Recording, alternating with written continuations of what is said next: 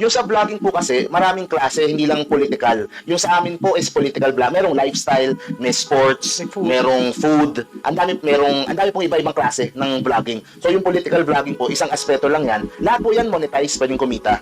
Yung political vlogging, dyan po problema. So, saan po nila ginagamit normally? Sinasabi mo na monetize yung mga pinalabas nila na-upload nila mga videos. Which social media accounts do they normally upload their videos? So ito po, yung YouTube po, for almost a decade now, yun po ang main na talagang merong monetization for vloggers.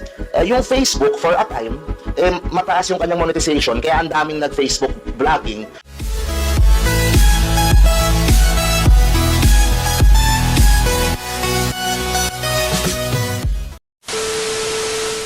I'd just like to I'll lay down the premise. If you remember back in 2017, and most of us here are victims of fake news or sinasabi nilang information disorder. Being a politician, that's already part of our job. I mean, that's already expected of us that once you enter into politics, you automatically earn an enemy. No? It's impossible for you. Sabi nga kanina ni Manong Benny, he quoted saying from, sino to, kay Prime Minister Churchill. Alam ko, may sinabi si Churchill, a man without an enemy is made up of nothing. So, pag pumasok po kayo dyan sa politika, talagang automatic, meron kayong enemy. Sa mga members po dito, lahat po tayo naging biktima ng fake news. But to tell you a story, ako po hindi lang big victim ng fake news. Biktima rin ako because ng isang threat that was actually made by some vloggers in 2017, remember, during the Marawi siege. One local vlogger who happens to be connected with the political party came out with this fake news na ako daw, si Senator Bam Aquino, former Senator Bam Aquino, and former Senator Trillanes, and my brother, which was then the Vice Governor, Bombit Adyong, nag-usap-usap daw kami at kinausap namin ang Dawla Islamia para atakihin ng Marawi City. So, it actually came out online. And what's so surprising is that former Secretary of Justice, Aguirre, came out with a statement and believing in that fake news. Lumabas no less than the Secretary of Justice. Ganun po ka problematic ganun po ka grabe yung fake news to a point that a certain public official may believe in that distorted information. Wala akong katotohanan nun. Fortunately, sabi nga ni Ms. Tikia, we have to go and answer this and correct all this false information.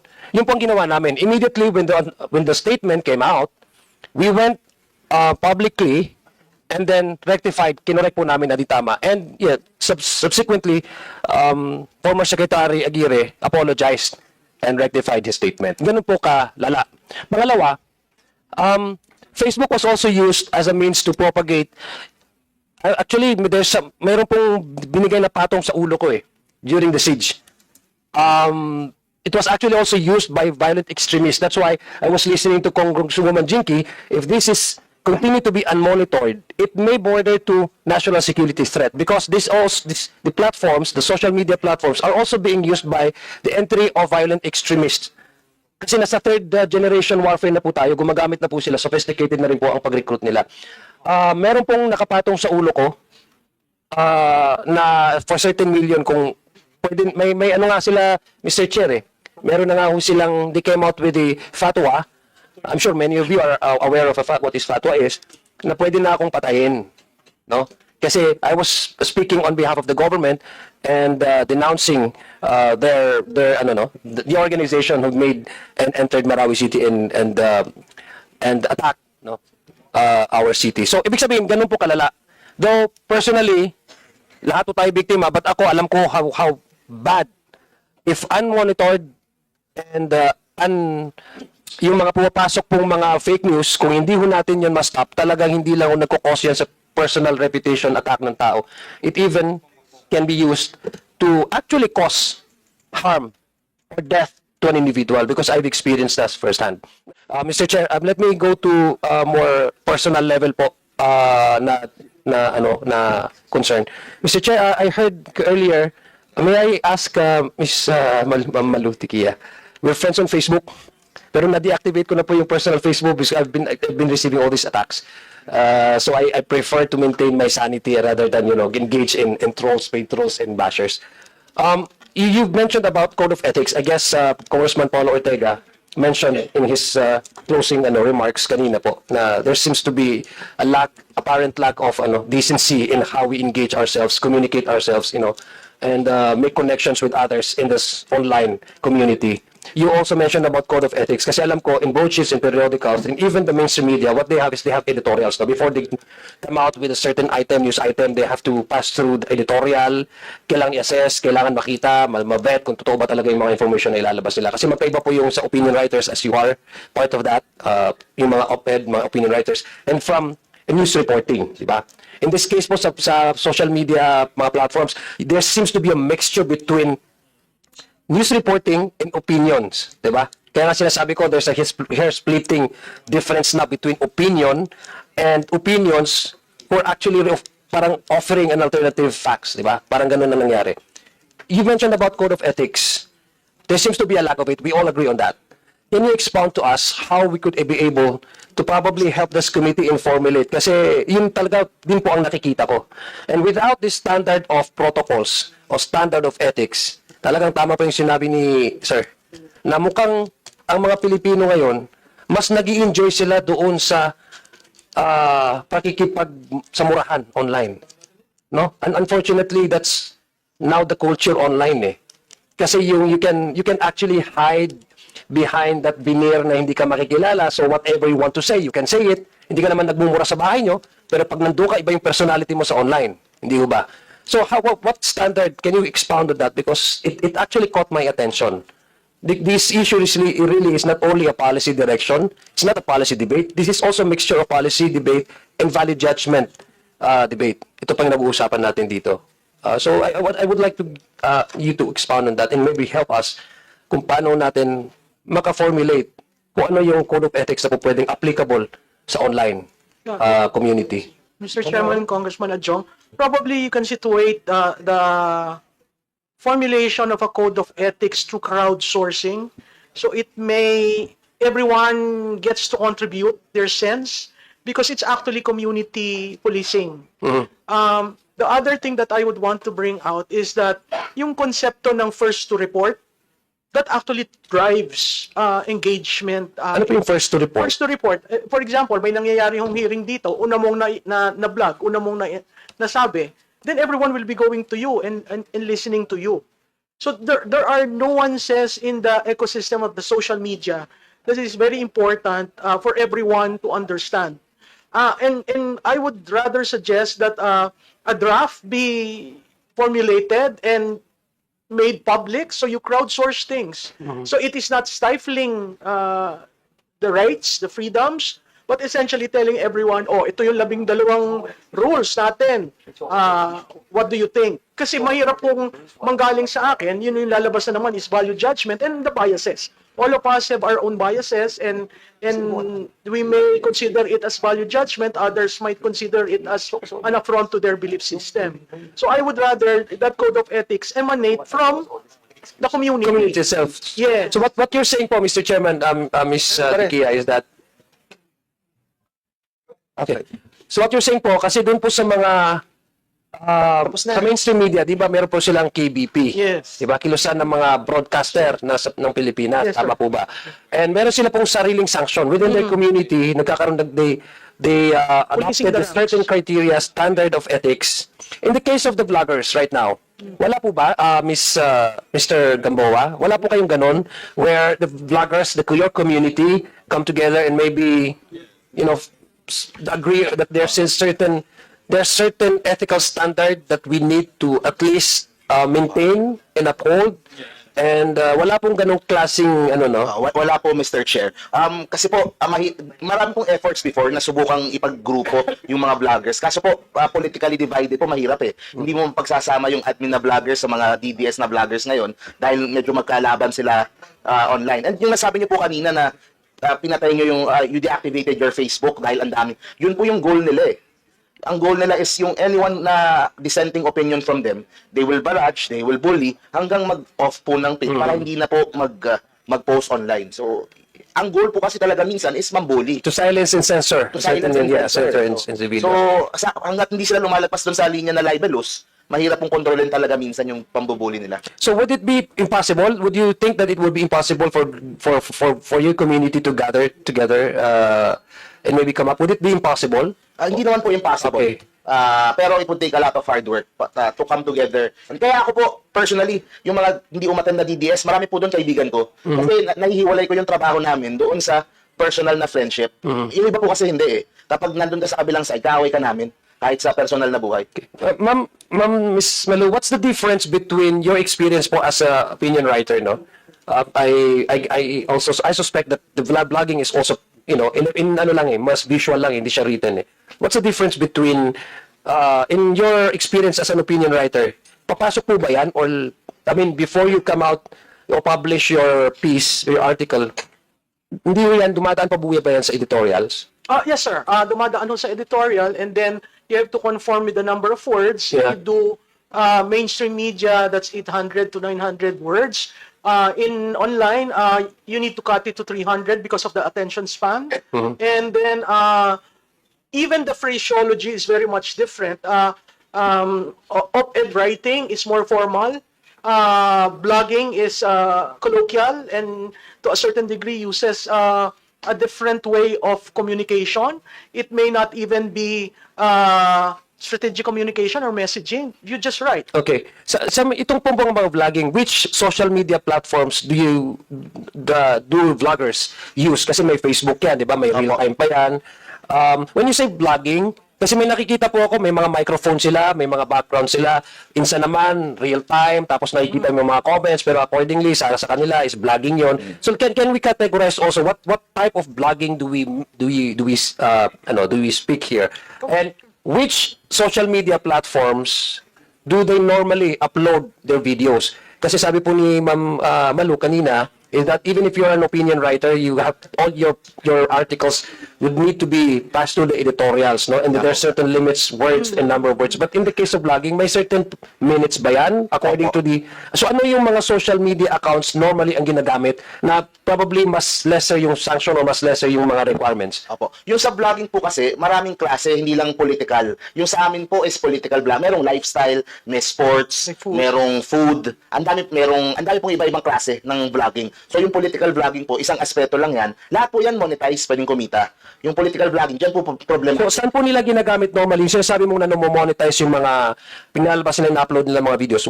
Which social media accounts do they normally upload their videos? So ito po, yung YouTube po, for how many, almost a decade now, yun po ang main na talagang merong monetization for vloggers.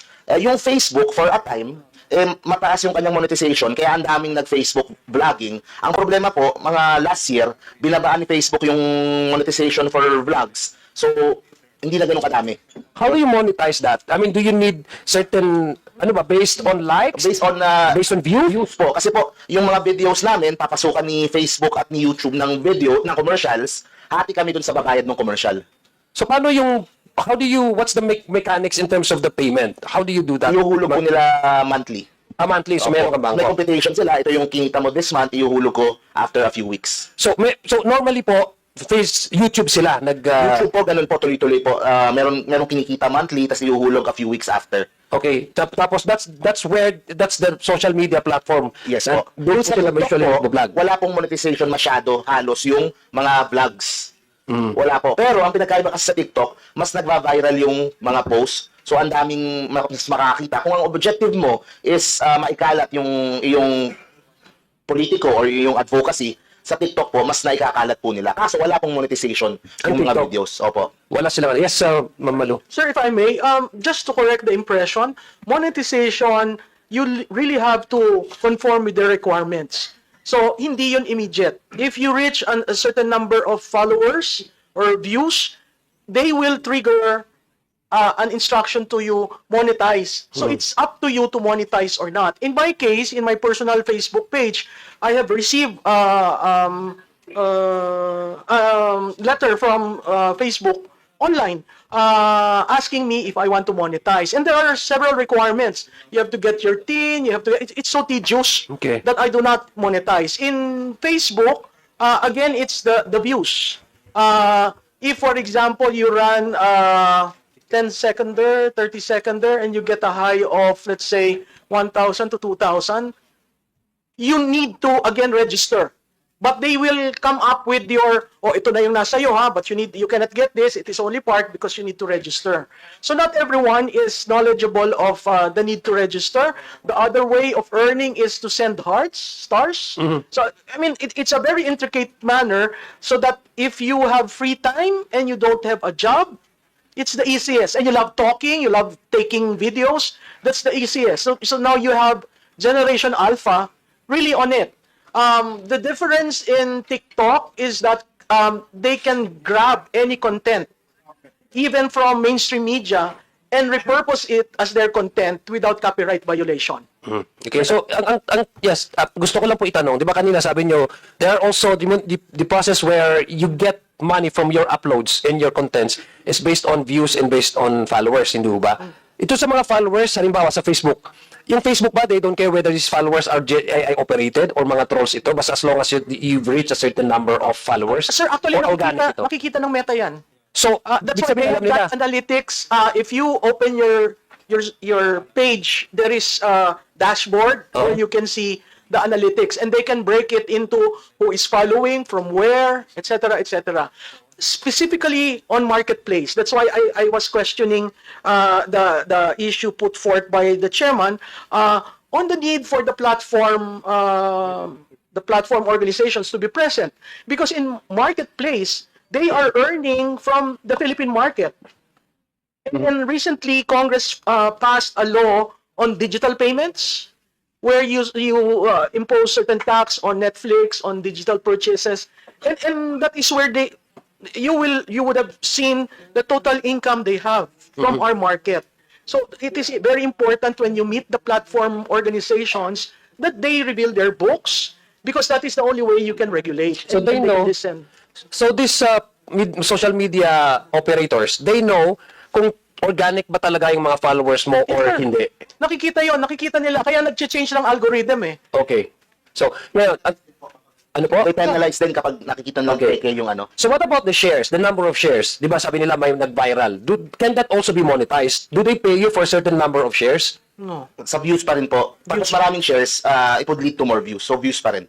So ibig sabihin, hindi nagmamatter whether nag-viral siya o hindi. Basta as long as meron ng pre-arranged agreement na you have reached a certain requirement in terms of followers, organic ito, and then you have also agreed on their requirements for you to get money from all the contents that you upload. Tama po ba yung pagkaintindi ko? Yes, sir. Okay. Diba mas marami pong views, mas malaki po yung kita. Okay, so normally, sa YouTube po yung mga vloggers na to. Marami po sa YouTube. Okay, man. So, Mr. Chair, the reason why I'm asking this is, I guess it's very important that apart from, inviting political vloggers, there's also a need for us to get representation and perhaps to invite the social media platforms. I believe you have already sent them invitation, but I guess it's imperative for this committee to really find out kung paano po tayo mag-jive with our law enforcement agencies, with our vloggers, kasi the only way for us to really regulate itong operation ng mga ganitong klaseng platforms o ganitong klaseng content na hindi makakasira sa reputasyon ng bawat, hindi lang politician, bawat po tao, even negosyo, kasi nagkakaroon din po ng market war, diba? Gumagamit po sila ng mga fake news, hindi lang sa politika, even sa mga negosyo nagsisiraan po sila, is for this committee and for the social media operators and platforms to be in same page po sa gusto natin ipa-about at gusto nating i-enact na mga regulations, mga regulatory laws po. Mr. Chair, with that, Mr. Chair, gusto ko lang pong for my final manifestation, Mr. Chair, gusto ko lang pong sabihin sa ating mga vloggers na we are not running after you. Kasi kanina po, ang sabi po ni Congresswoman Franz Castro ay some of our guests here went to the Supreme Court and then to file a petition for certiorari, questioning probably the power of this committee to conduct an investigation. Do not take this personal because we're not running after you. We are actually trying because, social media platforms and the cyberspace, this is an emerging industry and community. And for every industry, if it's not regulated, if it's not restricted, then tama po yung sinabi po ng aking mga kasamahan, talagang it is bound to be abused and exploited.